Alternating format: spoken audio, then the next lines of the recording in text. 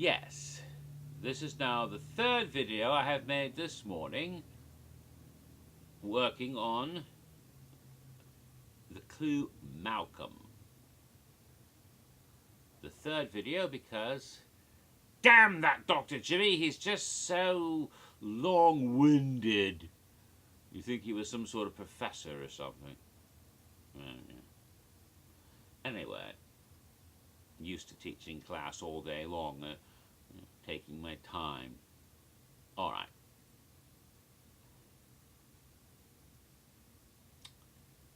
Yes. As promised, I have come up with a potential solution to the Malcolm question. Not saying I'm right, because I don't know. No one's confirmed anything. They haven't come to my door and say, "You won a brand new car!" Which they wouldn't give you anyway. I mean, they're not Oprah. Oh God, I just had an imaginary flash of what it would look like if Oprah ran, instead of Mike Aiello, if Oprah ran Halloween Horror Nights. It would be scary, but uplifting, very uplifting. But scary in all the wrong ways. Sorry. I am demented after all. Now, so, in the previous two videos I did go over all the various Malcolms that could be the Malcolm, and I talked about just how these clues work. As I mentioned, how last year Murdy, he was John for The Walking Dead. And so you have to go a bit roundabout. And so, trying to figure out, with this sort of formula, what this could mean. It's almost like playing that Kevin Bacon game. So many degrees of separation. You don't want too many degrees, but you want to see just how to elegantly find a solution. And damned if I don't think I might, maybe, just might have done it, but I don't. We'll see. But this is one that seems to fit quite neatly, and it may very well have worked. I was thinking about some of the leading suspects, as I mentioned earlier, and one in particular, Jeff Goldblum's character of Ian Malcolm in the motion pictures of Jurassic Park. Now, of course I knew Jurassic Park itself is not the clue. Unless somehow the dinosaurs could lead to some other thing. But I was thinking, maybe it's Jeff Goldblum himself that is supposed to be the clue. Maybe it's something else he's done. You know, he's been in all sorts of things. He's been in Invasion of the Body Snatchers. He was in Buckaroo Banzai. Oh God, a Buckaroo Banzai house would be awesome, but only a few extreme nerds would even know what that's about. But oh yeah, Lectoids of the planet, Planet 13, or what was it? What was that?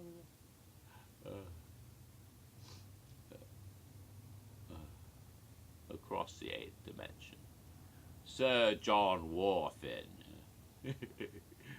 I would love that, but he played New Jersey in that movie, in his cowboy outfit.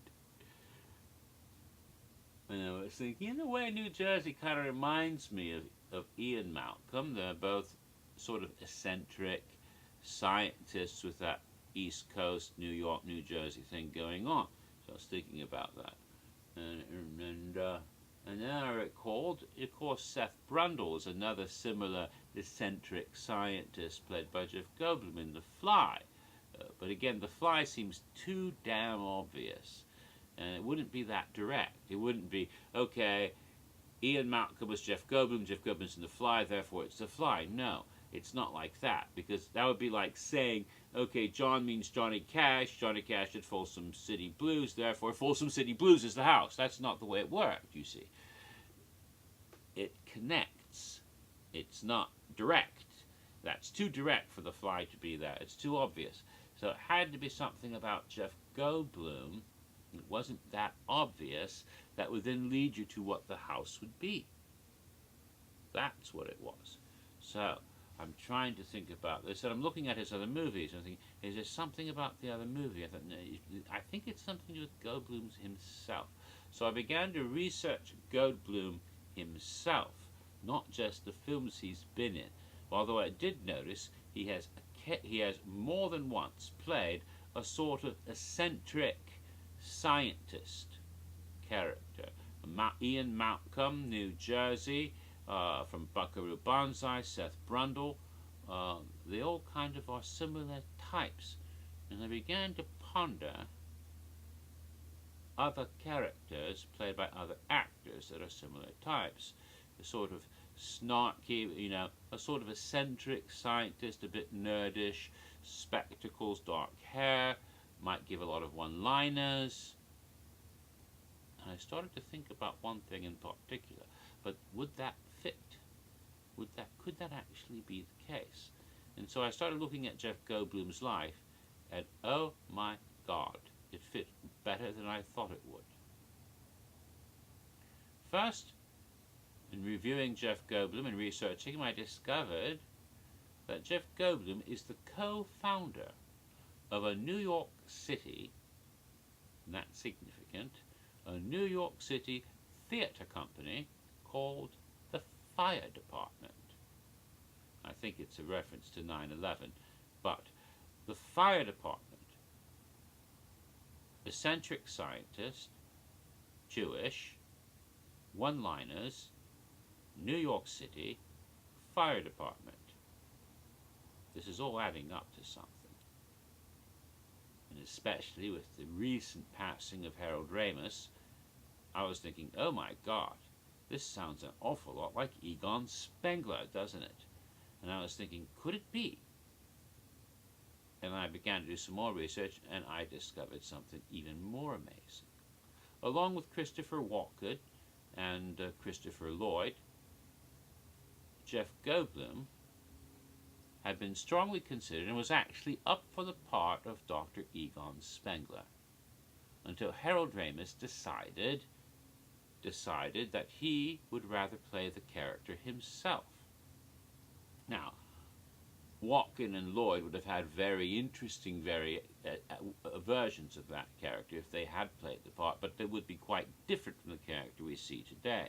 Jeff Goldblum, on the other hand, in his physical appearance and in his style and manner, is actually very similar to the way Harold Ramis played Dr. Egon Spengler.